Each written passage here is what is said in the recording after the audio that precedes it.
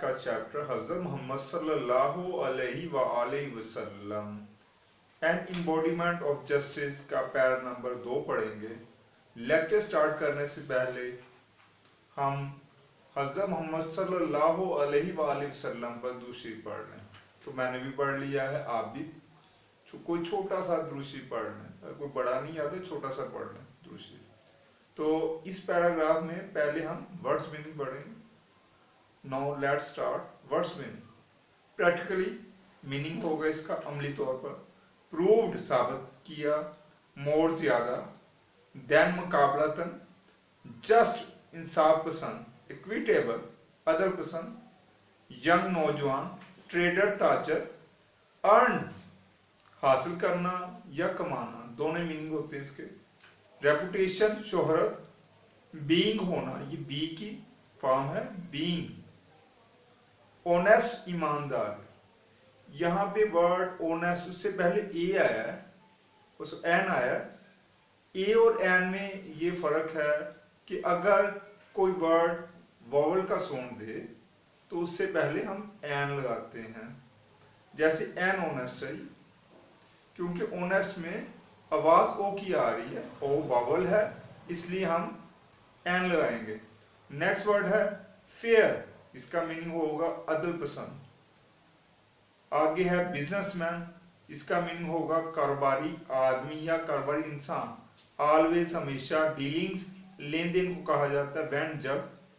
Construct तामीर करना बनाना, dispute झगड़ा, अमंग दरमियान, रिकॉर्डिंग सिलसिले में हवाले से मुताबिक, डिवाइस तदबीर करना ख्याल करना, प्लान मंसूबा, प्लीज खुश कर होना, एवरीवन हर एक, सेव्ड बचा लेना, ट्राइबल कबायली या कबाइल, कन्फ्लिक्ट झगड़ा, डिस्प्यूट भी लफ्ज उसका मीनिंग भी झगड़ा था, कन्फ्लिक्ट का मीनिंग भी झगड़ा।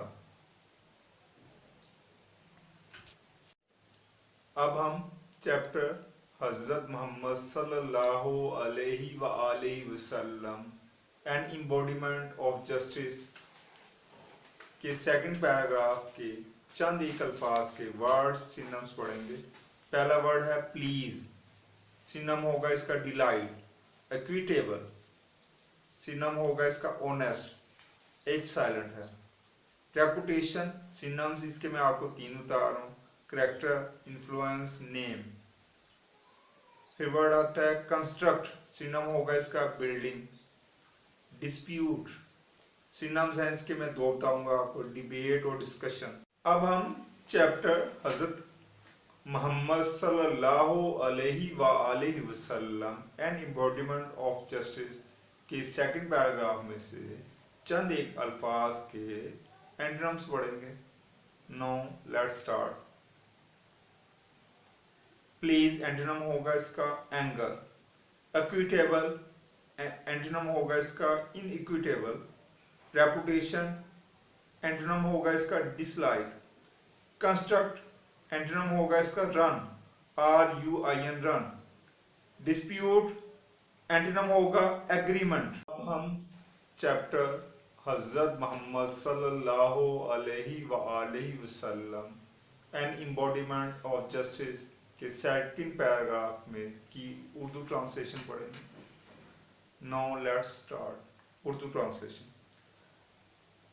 हज़रत मोहम्मद सल्लल्लाहु अलैहि वसल्लम प्रैक्टिकली अमली तौर पर प्रूव्ड साबित किया, दैट के नो वन कोई भी नहीं, नो नहीं, वन कोई एक, कोड भी हो सकता है, मोर ज्यादा, जस्ट का मीनिंग इंसाफ पसंद होता है, एंड और इक्विटेबल और अदल पसंद, देन मुकाबलतन दी रसूल रसूल से, ऑफ अल्लाह अल्लाह के, आलमाइटी कादिर मुतलक। ट्रांसलेशन सुन लो जी।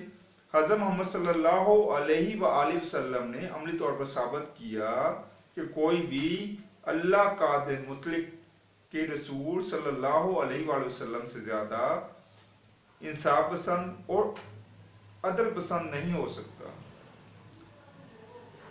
एज बतौर यंग एक नौजवान, ट्रेडर ताजर के, ही अर्न उन्होंने हासिल की। द गुड अच्छी, रेपुटेशन शोहरत ऑफ बीइंग एन ऑनेस्ट एक ईमानदार, फेयर अदल पसंद, एंड जस्ट, जस्ट और फेयर दोनों सिनोनिम्स हैं। एक को आप इंसाफ पसंद कह लें, दूसरी को अदल पसंद कह लें। बिजनेसमैन कारोबारी इंसान। उर्दू ट्रांसलेशन सुन लें जी।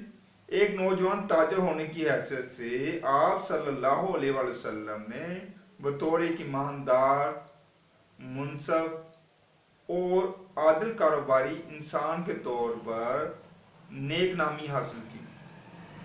नेक्स्ट है जी, ही का वैसा मीनिंग होता है वो, लेकिन हम इतरामन आप इस्तेमाल इसका तर्जमा कर रहे हैं।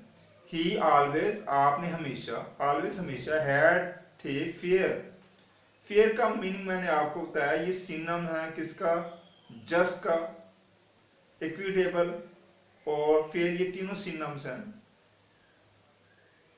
फिर से मैं शुरू कर रहा हूँ। He always had fair and just dealings with the people, with all people. He, आपने, ऑलवेज हमेशा, हैड फेयर हमेशा, फेयर का मीनिंग वैसे गोरा भी होता है, लेकिन यहां मीनिंग इसका है अदल पसंद या इंसाफ पसंद। एंड जस्ट और इंसाफ पसंद, डीलिंग्स लेन देन किया, विद ऑल पीपल, विद साथ, ऑल सब पीपल लोगों के साथ। उर्दू ट्रांसलेशन सुन लें जी। आप सल्लल्लाहु अलैहि वसल्लम ने हमेशा तमाम लोगों के साथ मुनसिफाना लेन देन किया या मुनसिफाना लेन देन करते थे। When जब दी काबा, काबा was being constructed, कंस्ट्रक्ट होता तमीर होना, जब काबा की तमीर हो रही थी, देर अरोज उठा, आ डिस्प्यूट एक झगड़ा, अमंग दरमियान दी पीपल लोगों के, रिकॉर्डिंग सिलसिले में दी ब्लैक स्टोन हजरे असवद को कहते हैं, ब्लैक स्टोन हजरे असवद को कहते हैं। उर्दू ट्रांसलेशन सुन लें जी। जब काबा तमीर किया जा रहा था तो हजरे असवद के मुतल्लिक या सिलसिले में लोगों के दरमियान झगड़ा उठ खड़ा हुआ। नेक्स्ट है जी, ही, आपने, डिवाइज तदबीर की, द मोस्ट सबसे ज्यादा, इक्विटेबल अदल पसंद, प्लान मंसूबी का, फॉर द सेटिंग रखने के लिए, ऑफ द ब्लैक स्टोन हजरे असवद को। उर्दू ट्रांसलेशन सुन लें जी। आप सल्लल्लाहु ने हजर असद को नस्ब करने के लिए नहायत मुनसिफाना तजवीज या तदबीर पेश की। आगे दिस प्लीज, दिस इससे, प्लीज खुश हो गया, एवरीवन हर कोई, एंड और सेव बचा लिया, देम उन्हें, फ्रॉम से, आ ट्राइबल एक कबायली, कन्फ्लिक्ट झगड़े से। उर्दू ट्रांसलेशन सुन लें। इस तजवीज ने हर एक को खुश कर दिया, उन्हें कबायली लड़ाई से बचा लिया, कबायली झगड़े से बचा लिया।